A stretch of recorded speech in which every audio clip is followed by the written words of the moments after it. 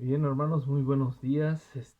Gracias por la invitación para poder compartir la palabra de Dios en la iglesia de San Simón. Gracias a nuestros hermanos que eh, nos permiten compartir su palabra y estamos agradecidos con ustedes, esperando que este mensaje sea de bendición para la vida de cada uno de ustedes, rogándole al Señor para que el mensaje de su palabra actúe en nuestras vidas conforme a su propósito y conforme a su voluntad. Pero ¿qué les parece si antes de iniciar hacemos una oración? Les invito a orar en esta mañana. Nuestro buen Dios y Padre Celestial, te agradecemos, Padre, porque tú has permitido que hasta el día de hoy tengamos vida, Señor. Tú nos has guardado, nos has bendecido, nos has dado todo lo necesario para subsistir en esta tierra, Señor. Sabiendo que somos peregrinos y extranjeros en esta tierra, Señor. Rogamos que podamos, eh, Señor, pues conforme a tu santa voluntad, dar testimonio de ti, Señor, vivir nuestras vidas conforme a tu propósito, Señor, y te agradecemos por todo. Guarda y bendice a la iglesia en San Simón, Señor, a cada uno de los hermanos. Rogamos por ellos, que tú seas con cada uno de nuestros hermanos. Te ponemos en tus manos tu iglesia, Señor, que tú guardes a los ancianos, a los hermanos que se congregan, Señor, que tú seas con cada uno de ellos. Te agradecemos por todo en el nombre de nuestro Señor Jesucristo. Amén. Bien, hermanos, la palabra que quiero compartir con ustedes en esta mañana es acerca de el creyente en el mundo. Muchas veces el mundo, Pablo decía ahí en Romanos 12, que no sigamos las corrientes de este mundo. ¿Por qué esa instrucción? En ocasiones en la iglesia es introducido el mundo, cuando realmente lo que está puesta la iglesia es para que sea testimonio y sea luz a aquellos que nos rodean. Usted como creyente está como luz para que aquellos que nos ven puedan conocer que hay un Dios vivo y verdadero. Ahí en Romanos 12, hermanos, Pablo les dice, así que os ruego por las misericordias de Dios que presentéis vuestros cuerpos en sacrificio vivo, santo, agradable delante de Dios. Dice, agradable a Dios, que es vuestro culto racional. Y en el versículo 2 dice, no os conforméis a este siglo, sino transformaos por medio de la renovación de vuestro entendimiento, para que comprobéis cuál es la buena voluntad de Dios, agradable y perfecta. No os conforméis a este siglo. Esto quiere decir, no se conformen a las cosas del mundo. Cuando nosotros vemos también ahí en Hebreos 11, este listado de la fe, vemos que aquellos hombres, dice la palabra de Dios, que aquellos hombres veían hacia adelante y veían lo prometido. Dice que Abraham no ponía casas con fundamento, esto es, que vivían en tiendas, ¿para qué? ¿Por qué? Porque ellos estaban mirando hacia la patria celestial. Ellos no tenían su mirada fija en este mundo, en las cosas de este mundo, sino en las cosas celestiales. Y esa tiene que ser la mentalidad del cristiano. Hoy quiero compartir con ustedes una palabra que viene desde la oración más hermosa que es por todos nosotros. El Señor Jesús, ahí en el capítulo 17 de Juan, el Señor Jesús hace una oración por todos sus discípulos. Reconoce él y dice que va hacia el Padre, pero en esa oración él pide por los discípulos. Él pide porque la estafeta va a ser pasada para que esos 12 hombres sigan el mensaje del Evangelio y comiencen a compartir la doctrina de Cristo. ¿Cuál es la doctrina de Cristo? Su deidad, su nacimiento virginal, su muerte y su resurrección, su ascensión, y que Él vendrá gloriosamente por su iglesia, y sobre todo que Él va a gobernar en ese milenio. La doctrina de Cristo la tenían que enseñar, pero dentro de la doctrina de Cristo está el mensaje del Evangelio, que usted y yo podemos ser salvos por medio de Cristo Jesús, que Él ya pagó por nuestros delitos y nuestros pecados. Esa era la oración del Señor Jesucristo. Y ahí en Juan 17, vamos a leer unos versículos. El versículo 1 dice, estas cosas habló Jesús y levantó los ojos al cielo. Está haciendo una oración y dijo, Padre, se está dirigiendo al Padre, la hora ha llegado. Glorifica a tu Hijo para que también tu Hijo te glorifique a ti. Esta oración, hermanos, es una oración tan hermosa. ¿Por qué? Porque lo involucra a usted y a mí. ¿De qué manera lo involucra? Vamos al versículo 12. Dice la palabra de Dios, cuando estaba con ellos en el mundo, o sea, en esta tierra, yo los guardaba en tu nombre a los que me diste. Yo los guardé y ninguno de ellos se perdió, sino el hijo de perdición, para que la escritura se cumpliese. Esa escritura se cumplió en Judas, que fue el que se perdió, fue el que entregó a Jesús. Pero el 13 dice, pero ahora voy a ti. Habló esto y habló esto en el mundo para que tengan mi gozo cumplido en sí mismo. El 14, yo les he dado tu palabra y el mundo los aborreció porque no son del mundo. Y aquí quiero que hagamos un especial énfasis. Está hablando en la estancia donde estamos. Pedro dice que somos peregrinos y extranjeros. No somos de este mundo, porque vamos de paso, porque nuestra ciudadanía está en los cielos. Entonces, como nuestra ciudadanía está en los cielos, nuestra mentalidad debería de estar puesta en las cosas de arriba y no en las terrenales. Ese es el mensaje, ese es el propósito, esa es la vocación de nuestro servicio. Esa es la vocación a la que fuimos llamados. Dice, pero ahora voy a ti y hablo esto en el mundo para que tengan mi gozo cumplido en sí mismo. Yo les he dado tu palabra y el mundo los aborreció, porque no son del mundo. Esto puede usted subrayarlo ahí en su Biblia, porque no son del mundo. Esta oración es por sus discípulos, sus apóstoles, pero vamos a ir más adelante y vamos a ver que esa oración es para nosotros, los que fuimos alcanzados por medio de la exposición de su palabra. El 14 dice entonces, porque no son del mundo. Y como tampoco yo soy del mundo. El 15, hermanos, dice, no ruego que los quites del mundo. Aquí estamos en un peregrinaje. El Señor sabe que estamos aquí en una situación de tentaciones, de que nos podemos acomodar a este mundo. ¿Cómo nos podemos acomodar a este mundo? Cuando usted deja de ver lo espiritual, las cosas del Señor, las cosas a las que hemos sido llamados, y usted comienza a acomodarse en las cosas de este mundo. Como persona, podemos acomodarnos a las cosas de este mundo con nuestro trabajo. Le damos más lugar a nuestro trabajo. Le damos más lugar a nuestros problemas personales. Le damos más lugar y luchamos afanadamente por una casa, por un carro, por tener cuentas bancarias, por que nuestros hijos tengan una educación. Muchas veces nos preocupamos y nos afanamos y decimos, es que mi hijo tiene que tener una carrera, es que mi hijo tiene que estudiar, es que mi hijo tiene que ser alguien en esta vida. Y ese es nuestro afán. Entonces nosotros nos estamos adaptando al mundo y estamos preocupados por las cosas del mundo. Cuando usted dice, es que no tengo dinero y tengo que trabajar duro para tener dinero en el banco, y es que yo quiero hacer más dinero, y entonces vienen esos, y comenzamos a ver primeramente las cosas del mundo. Y olvidamos que estamos de paso en este mundo. Olvidamos que nuestro peregrinaje es de paso. ¿Qué pasa cuando nos morimos? ¿Qué va a pasar cuando usted y yo muéramos? Las cosas terrenales se van a quedar aquí. Lo único que va a ir con el Padre, o lo único que va a estar con Dios, o lo único que va a estar con el Señor Jesús, nuestro espíritu.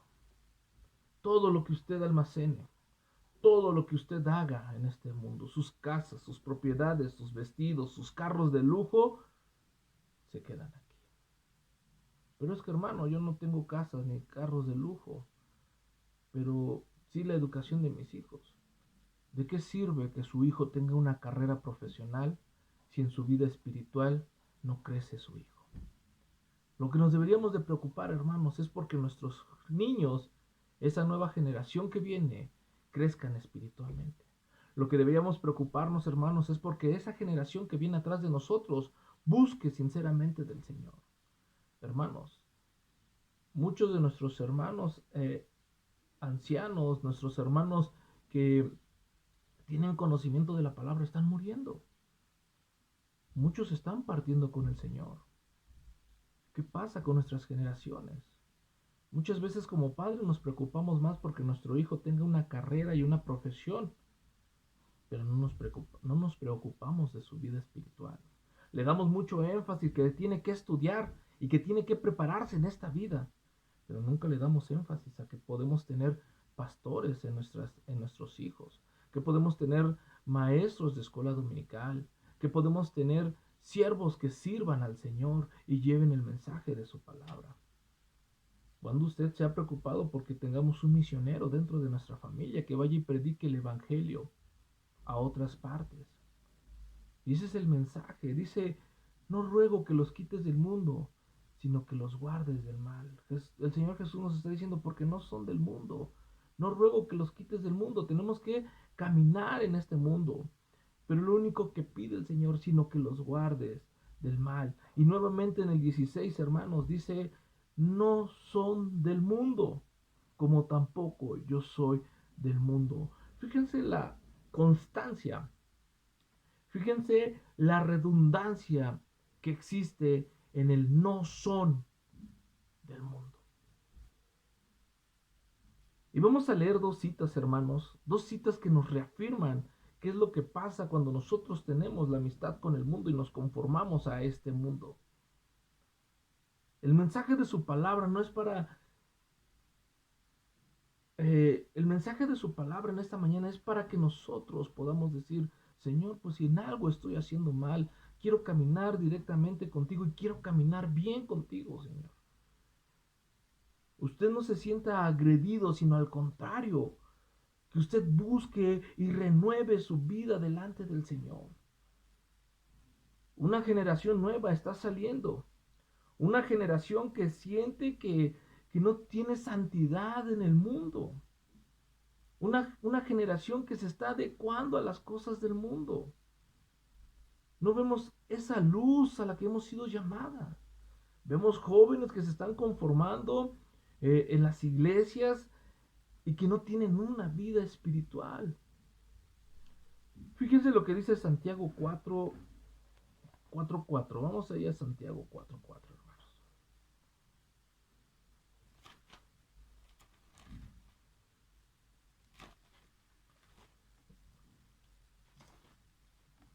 Dice Santiago 4:4. Dice, oh almas adúlteras, ¿no sabéis que la amistad del mundo es enemistad contra Dios? Es una pregunta. Cualquiera, pues, que quiera ser amigo del mundo, se constituye enemigo de Dios. Esto no quiere decir que, como no son creyentes, yo no puedo tener amistad con ellos. Pero más sin embargo, ¿saben qué es lo que pasa? Jóvenes que a veces gana más el hacerle caso al mal que atraer a esas personas a que busquen de Dios. A veces es más fácil que en el trabajo usted se siente y escuche los chistes vulgares y le dé risa, aunque usted le diga, ¿saben qué? Yo creo en Cristo, y les comienza a compartir el mensaje de su palabra. Santiago le dice, oh almas adúlteras, ¿no sabéis que la amistad del mundo es enemistad contra Dios? Cualquiera, dice, pues que quiera ser amigo del mundo, se constituye enemigo de Dios. Otra cita, hermanos, en Primera de Juan. Vamos allá, Primera de Juan. En el capítulo 2, versículo 15 al 17. El mismo Juan nos vuelve a repetir lo mismo. Dice, no améis al mundo ni las cosas que están en el mundo. Si alguno ama al mundo, el amor del Padre no está en él. Si usted prefiere las cosas de este mundo, si usted ama a este mundo y todo lo que conlleva, ¿por qué el mundo? Recordemos que hay tres enemigos principales del cristiano: Satanás, el mundo y la carne. Las cosas de este mundo, donde el príncipe de este mundo gobierna. Y lo que él quiere es que perezcan las personas y que no tengan un encuentro personal con Cristo. Por eso es el énfasis. No améis al mundo ni las cosas que están en el mundo. Si alguno ama al mundo, el amor del Padre no está en él. Porque todo lo que hay en el mundo, los deseos de la carne, los deseos de los ojos y la vanagloria de la vida, no proviene del Padre, sino del mundo. Recordemos a Salomón allá en Eclesiastés. Vanidad de vanidad es todo bajo del sol. Y dice Eclesiastés, que es Salomón, cuando escribe este libro, dice que él probó de todo. Él se sació de todo y él dice que el predicador quiso conocer de todo. Y de todo es de todos los excesos.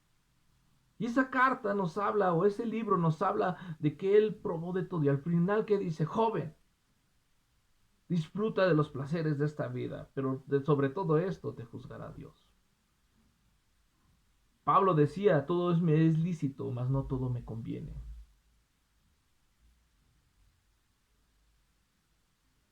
Porque todo lo que hay en el mundo, dice aquí en el 16, porque todo lo que hay en el mundo, los deseos de la carne, deseos impuros, la fornicación, la lascivia, el adulterio, todos los deseos de la carne, todos esos deseos impuros, los deseos de los ojos, cuando usted tiene un carro y no le da gracias a Dios porque le ha dado un carro, sino que ve otro mejor y dice, yo quiero ese otro mejor.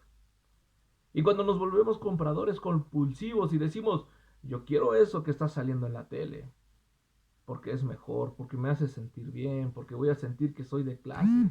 Cuando vemos todo esto, hermanos, cuando tenemos todo esto, nuestros deseos de los ojos y la vanagloria de la vida, a veces entre los mismos hermanos hay competencias. Anteriormente en una predicación, nuestro hermano de Chile, nuestro hermano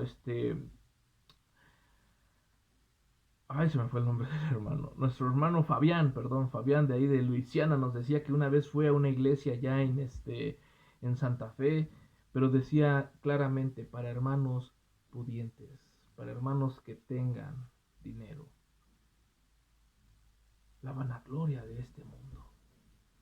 El de yo soy el contador, yo soy el licenciado. Ah, el hermano licenciado. Ah, el hermano que es doctor. El hermano, y tienes un... No, todos somos iguales. Para Dios no hay diferencia. Para Dios no ve los títulos.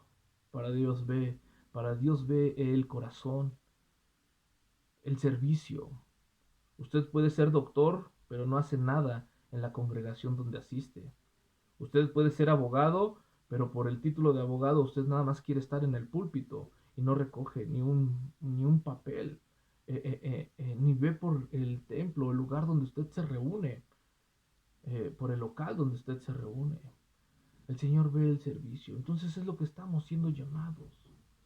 Dice en el 17, y el mundo pasa y sus deseos, pero el que hace la voluntad de Dios permanece para siempre. Este texto, subráyelo en su Biblia, dice, el mundo pasa y sus deseos, pero el que hace la voluntad de Dios permanece para siempre. Regresamos a nuestra parte de Juan.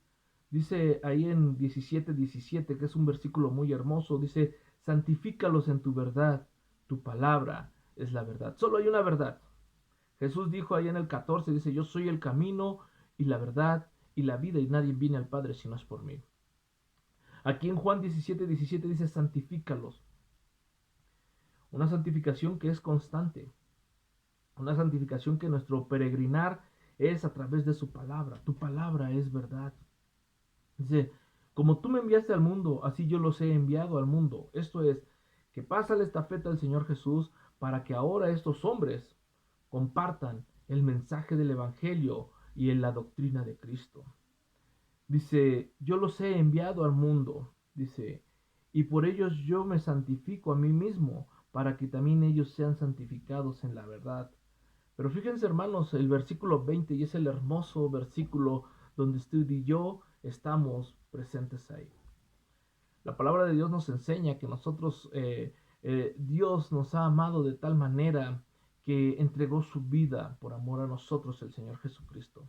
Derramó su sangre preciosa para que usted y yo tuviéramos perdón de pecados, y pudiéramos tener esa relación personal con Cristo. Dice el versículo 20, mas no ruego solamente por estos. ¿Cuáles estos? Esos hombres que él había escogido para llevar el mensaje de su palabra. Entre esos 12 hombres que había el hijo de perdición, pero dice el Señor, no ruego solamente por estos, sino también por los que han de creer en mí por la palabra de ellos. En ese versículo, hermano, hermana, joven, niños, estamos ustedes y yo. En ese versículo donde el Señor Jesús está rogando al Padre, nos encontramos en sus pensamientos, usted y yo. Qué hermoso, hermanos, es ver que el Señor nos conoce por su preexistencia. Nos conoce porque Él es omnipotente, omnisciente, omnipresente. Los atributos divinos de nuestro Señor. No ruego, este versículo también subráyelo ahí en su Biblia. No ruego solamente por esto, sino también por los que han de creer en mí por la palabra de ellos. Y aquí viene lo hermoso, hermano. Dice, para que todos sean uno. Estamos hablando de la iglesia. Porque ya no hay judío, ni griego, ni gentil. Porque Cristo es la cabeza de la iglesia. Dice, para que todos seamos uno, como tú, oh Padre, en mí, y yo en ti, y yo en ti, que también ellos sean uno en nosotros, para que el mundo crea que tú me enviaste. ¿Cuál es el propósito de que usted sea salvo? ¿Y cuál es el propósito de que usted tenga una nueva vida en Cristo Jesús? Que el mundo crea que Él le envió. No para que mostremos las bendiciones de Dios en nuestra vida, no para que mostremos los logros que tenemos, sino para que reflejemos al Señor Jesús a aquellos que no le conocen. Eso es para lo que hemos sido llamados. Buscad primeramente el reino de Dios y su justicia, y lo demás vendrá por añadidura. Si Dios permite que usted tenga riquezas, Dios no está peleado con ello, simplemente que las riquezas no tengan el primer lugar en su vida. Dios no está peleado con que usted tenga un carro nuevo, simplemente que eso no gobierne su vida y haga de un lado a lo que usted cree. Hermanos, como conclusión, no sé cuál sea nuestro diario vivir delante de Dios. No sé, cualquiera que escuche el mensaje, cuál sea su manera de pensar delante de Dios. Pero lo que sí, en esta mañana, me gustaría hacer la invitación delante de Dios a que tengamos compromisos con Dios, a servirle, a honrarle, a glorificarle con nuestras vidas. Que no nos amoldemos, así cuando decimos que no nos conformemos a este siglo, es como cuando usted pone un molde de gelatina y vierte el líquido y se amolda a todas las partes, valga la redundancia de ese molde. Nosotros tenemos que ser como el salmón, hermanos, ir contra corriente. El salmón dice que él va contra corriente. Él no se deja llevar por la corriente, sino él va peleando contra corriente. Usted y yo somos esos. Y si no es así, y si nos hemos dejado llevar por la corriente, hermanos, de este mundo, es un día agradable hoy para que meditemos y vayamos contra corriente. Yo le animo, hermanos, yo le animo a reconocer que estamos en el mundo, pero que no somos de este mundo. ¿Por qué? Porque el Señor pensó en nosotros y rogó por nosotros. Así como a Pedro le dijo, Pedro, yo he rogado, dice, Satanás ha pedido para zarandearlos como a trigo, le dijo a Pedro el Señor Jesús, pero yo he rogado porque tu fe no falte. El Señor está orando por nosotros, el Señor está intercediendo por nosotros, y lo vemos aquí en este versículo 20 de Juan 17. Mas no ruego solamente por estos, sino también por los que han de creer en mí por la palabra de ellos. Y en esos gloriosos planes y en esta hermosa oración está usted y yo. El versículo 24 es lo hermoso y la cúspide de este tema, lo principal. Dice: Padre, aquellos que me has dado, quiero que donde yo estoy, también ellos estén conmigo, para que vean mi gloria que me has dado, porque me has amado desde antes de la fundación del mundo. Y el glorioso mensaje y la promesa es que donde Él esté, la iglesia, usted y yo, estaremos. Pensemos en esto, hermanos, meditemos en esto y no nos dejemos llevar por la corriente de este mundo. El Señor bendiga su palabra, hermanos, que Dios les guarde, que Dios les bendiga.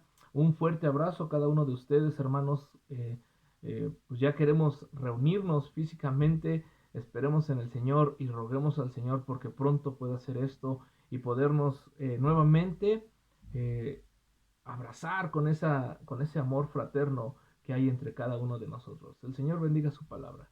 Que Dios les bendiga, hermanos. Saludos a todos mis hermanos ahí en la iglesia en San Simón. Hasta la próxima.